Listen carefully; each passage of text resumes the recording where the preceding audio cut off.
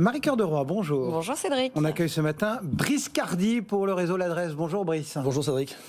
Bonjour Votre sentiment sur ces mesures annoncées ces dernières heures, est-ce que...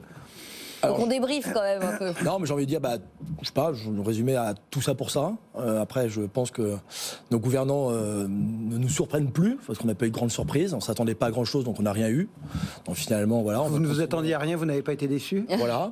Donc on va continuer à faire ce qu'on doit faire, c'est-à-dire notre métier, respecter les fondamentaux, essayer de répondre aux besoins des Français, parce que clairement, à travers les annonces que nous on a eues dans l'ancien, on peut pas dire. C'est là, j'ai envie de dire. Après, on va revenir sur les autres annonces parce qu'en réalité, les non-annonces, c'est ce que disait ce matin Pascal Boulanger chez nous. Revenons d'abord sur effectivement votre secteur, c'est-à-dire l'immobilier existant. On a dit que c'était une crise partout, et notamment effectivement dans l'ancien. Est-ce que vous avez pas, qu'est-ce que vous avez retenu des 6 000 annonces qu'on a eues de la part de Matignon en fait? En fait, rien. Alors, après, on va rester positif. Vous savez que j'ai du mal à être autrement que d'être positif. Non, les bonnes nouvelles, si on doit parler des bonnes nouvelles, c'est le fameux PTZ, dont on avait parlé ici sur ce plateau il y a quelques mois, où en effet, ça commençait à devenir intéressant de se... Ouais, enfin, ça vous concerne pas trop, Brice, moi j'ai envie de dire, parce que le PTZ, c'est pour le neuf. Non, PTZ, c'est pour l'ancien, vous le rappelez-vous? Ah oui, mais l'ancien moyennant énormément de rénovation. Mais non, pas énormément, ça va vite, c'est 25% de l'acquisition aujourd'hui avec les travaux. Sandrine Alonier, je sais qu'elle nous écoute, je pense qu'elle vous dirait c'est beaucoup non, quand même. Non, le PTZ a tout son sens et c'est bien d'en reparler. La bonne nouvelle, c'est qu'il a été reconduit pour de longues années, donc ça c'est intéressant. En effet, on a évité le pire. Il vaut mieux aujourd'hui travailler clairement dans l'ancien que dans le neuf. Donc j'ai beaucoup de compassion justement pour mes confrères dans le neuf. Non, clairement, on repousse le problème. Alors si, pareil, dans les bonnes nouvelles, le taux d'usure qui va être également reconduit, je crois que jusqu'en mars, la mensualisation. Clairement, la prochaine date à attendre, c'est le 13 juin, mais pareil. On sait que le Haut Comité de la stabilité financière est dirigé par le ministre de l'économie. Et la Banque de France. Et la Banque de France. Donc clairement, on a clairement compris qu'aujourd'hui, on voulait continuer finalement à faire réduire l'inflation et la déflation qui a largement commencé sur l'immobilier. Donc je pense que le 13 juin, il ne faut pas s'attendre à un miracle non plus. Donc quoi dire non. En fait, après, si on revient sur le PTZ justement, une fois de plus, là, on ne répond pas aux besoins des Français. Les besoins des Français, ils se sont largement exprimés ces dernières années, notamment encore plus post-confinement. C'est l'envie d'avoir une maison, de réduire finalement aujourd'hui cette envie sur des marchés détendus uniquement dans l'ancien, ça les prive. Il faut rappeler que ces primo-accédants, c'est presque la moitié d'entre eux qui faisaient l'acquisition d'une maison avec les constructions de maisons individuelles dans le neuf. Donc à nous, agents immobiliers, d'être capables de pouvoir finalement récupérer et surtout pouvoir répondre à cette demande. Non, je pense que les vrais perdants, c'est les primo-accédants. Mettre finalement le neuf dans le collectif sur les zones tendues. Mais les primo-accédants, les zones tendues, il faut rappeler que ce sont les zones sur lesquelles les prix sont les plus élevés. Oui. Donc ça ne s'adresse pas forcément aux primo-accédants. Et là où on fait vraiment, là je vous assure, vous savez, j'aime bien à chaque fois blaguer, dire jusqu'ici tout va bien. Là franchement, je souhaite qu'on soit dans le dur.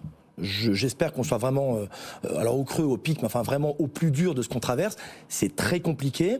Clairement, le marché bancaire est complètement grippé. On voit tous les jours, comme vous le savez, au-delà de ma fonction de président du réseau Adresse, j'ai des agences en propre. Donc je suis confronté aujourd'hui aux bonnes et aux moins bonnes et surtout aux mauvaises nouvelles. On a des refus sur des dossiers bancaires où c'est lunaire. Alors, avec des bons dossiers qui sont lunaires. Tiens, un exemple très, très concret pour étayer mon propos. Vous le savez, on a une possibilité pour les banques de déroger finalement à la règle du Haut Comité de la stabilité financière. Aux deux règles. Elles ont une soupape de 20%. Voilà. Aujourd'hui, la moyenne, on est à peine à 14%. Tout est dit. Oui, parce qu'elles n'ont aucun intérêt justement, on part dans tous les sens là, Brice. Avant de revenir juste sur le crédit IMO, moi, il y a une vraie truc. Ce qu'on a compris des annonces de Matignon et du gouvernement, c'est que le but ultime, c'est de faire baisser les prix. Ce sur quoi à peu près tout le monde est d'accord. Et là, moi, la question que je vous pose, c'est n'est-ce pas contre-productif du coup de ne pas soutenir le logement neuf, parce que c'est pas le cas aujourd'hui, très clairement, avec des mesures structurelles qui manquent à l'appel. Est-ce que non seulement ça va pas renchérir les prix du neuf, mais surtout empêcher une vraie correction dans l'ancien, puisqu'on sait, et c'est une histoire de vase communicant systématiquement, que ceux qui voulaient acheter du neuf se déplacent quasi systématiquement sur l'ancien. Est-ce que ça, vous pensez que ce but de baisse de prix du gouvernement, les mesures qui ont été annoncées hier, peuvent y concourir ou pas? Moi, je pense qu'en essayant d'éteindre un petit feu, on est en train de déclencher différents feux. Je pense qu'en réglant un petit problème, on est en train finalement d'en créer, d'en semer des plus gros qui vont nous tomber dessus. Alors, je sais pas, voilà, il faudrait avoir une boule de cristal, mais voilà, je pense qu'on est en train de reculer le problème, et le problème, c'est qu'il va être encore plus important à gérer. Clairement, aujourd'hui, vous parliez de l'offre et la demande, les planètes, elles demandent qu'à être alignées. Grâce à des médias comme les vôtres, aujourd'hui, je pense que les vendeurs commencent à comprendre qu'il faut baisser. Nous, on a essayé de mettre un maximum d'outils, l'effet ciseau, parce que ce qu'il faut entendre, c'est que les acquéreurs, s'ils écoutent ce qu'on est en train de raconter, moi, je suis dans mon canapé, je me dis... J'attends. Ah non, faut pas attendre. Si vous êtes, comme beaucoup de Français, en fonction des régions, parfois jusqu'à 70-80%, et que vous avez besoin de recourir à un prêt, n'attendez pas, parce que quand vous pensez facialement payer moins cher, vous payez finalement plus cher par le biais du crédit. Et donc, votre perspective de baisse des prix, très concrètement, vous êtes sur quelle ligne au sein du réseau L'Adresse? Vous vous dites quoi? Ça va baisser de combien cette année? Mais vous vous rappelez, il y a quelques mois, et je crois que c'était il y a quand même pas mal de mois, où je vous avais annoncé mécaniquement, vous avez apporté un histogramme, on vous avait dit, les Français à date ont perdu, on était à 15%. Aujourd'hui, on est à 25%, on sera à 30% entre la rentrée et l'automne. 30% de capacité d'emprunt de ceux qui doivent recourir à un prêt. Et vous m'aviez dit, vous m'aviez un peu tendu une perche, j'étais pas tombé dans le piège. Mais attendez Brice, vous expliquez quoi? C'est-à-dire qu'en gros, si on est à 20% de capacité d'emprunt de moins pour les Français, c'est-à-dire qu'il faut baisser les prix vont baisser de 20%. Je vous avais dit, c'est vous qui le dites. Mais clairement, aujourd'hui, sur des marchés extrêmement, avec l'effet de plafond de verre, nous, ce qui bouge dans nos agences aujourd'hui, notamment Paris, c'est lorsque les biens sont au moins à 10% moins chers que la même période il y a un an. Donc on se mouille, Brice. À la fin de l'année, ça fait quoi les prix à Paris et à l'échelle nationale? Pareil. Depuis le Covid, depuis le confinement, on n'a jamais vécu un marché aussi disparate, aussi compliqué à analyser. Jusqu'à présent, c'était l'emploi dans les régions, dans les grandes agglos, qui faisait finalement vos revenus faisaient votre capacité d'emprunt. Donc c'était là qu'il y avait l'effet plafond de verre. Ouais. Les Français nous ont apporté la preuve qu'ils avaient envie de se mettre au vert et la capacité, en effet, de gagner 20 ou 30 ans, de travailler à distance. Ça, c'est pas encore complètement réglé. C'est-à-dire qu'aujourd'hui, vous avez des agences. J'ai une agence à Évreux, pour ne pas la nommer. Eh bien, c'est une agence, il y a 10 ans, où il y avait une trentaine, une quarantaine de mandats. Aujourd'hui, quand on a 10 mandats, on est content. Ouais. Et quand on a un mandat qui rentre à peu près au prix, alors c'est quoi le prix? Le prix, c'est celui auquel l'acquéreur se dit « j'y vais et j'ai une banque qui me suit pour 20 ans d'acquisition ». Ça bouge. On voit quand même que c'est en train de se tasser. Donc aujourd'hui, non seulement il y a différents marchés avec un S, mais en plus, ça se complique encore, sur ces mêmes secteurs, en fonction de la typologie du bien que vous achetez, il y a encore des disparités.